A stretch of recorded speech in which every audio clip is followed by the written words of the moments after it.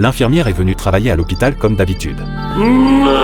Quand soudain, elle a entendu un cri sinistre et effrayant. En un instant, elle a senti que quelque chose n'allait pas. Elle s'est précipitée à la maternité, au 2e étage, pour voir ce qui se passait. À sa grande surprise, elle a vu une infirmière couverte de sang sortir en panique de la salle d'accouchement. Avant même qu'elle ne comprenne ce qui se passait, le chirurgien en chef est sorti en panique, lui faisant signe de quitter les lieux immédiatement, de peur que le bébé monstrueux à grosse tête à l'intérieur ne s'échappe et ne blesse quelqu'un. Au début, Lisa n'a pas réalisé la gravité de la situation, mais très vite, la police a bouclé l'hôpital. Plus inquiétant encore, le ruban de sécurité était imprégné de sang noir de chien. Ensuite, des hommes en costume sont arrivés sur place. Mais ce qu'ils ont vu dans la salle d'accouchement les a glacés d'horreur. Pour transporter ce qui se trouvait à l'intérieur, la police a apporté une grande cage en fer. Une fois la créature sortie, elle a été enveloppée dans un tissu noir, comme si quelque chose de vraiment effrayant se trouvait à l'intérieur. Après cet incident, le médecin et les infirmières de cette salle d'accouchement ont mystérieusement disparu. Personne ne savait ce qui était enfermé dans cette cage. Mais une chose était sûre, ce n'était certainement pas un être humain normal. 20 ans plus tard, une émission de radio sur le paranormal a fait ressurgir l'affaire. Ce jour-là, un auditeur nommé Chris a raconté que,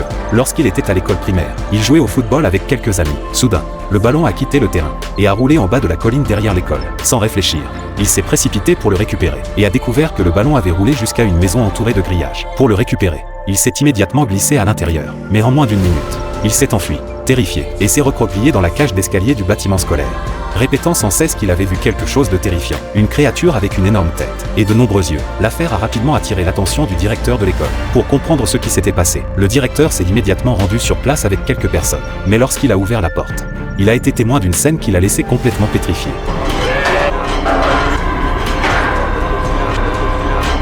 À partir de ce jour, le directeur a été pris de folie à cause de la terreur, qu'il est tombé gravement malade et est finalement devenu végétatif.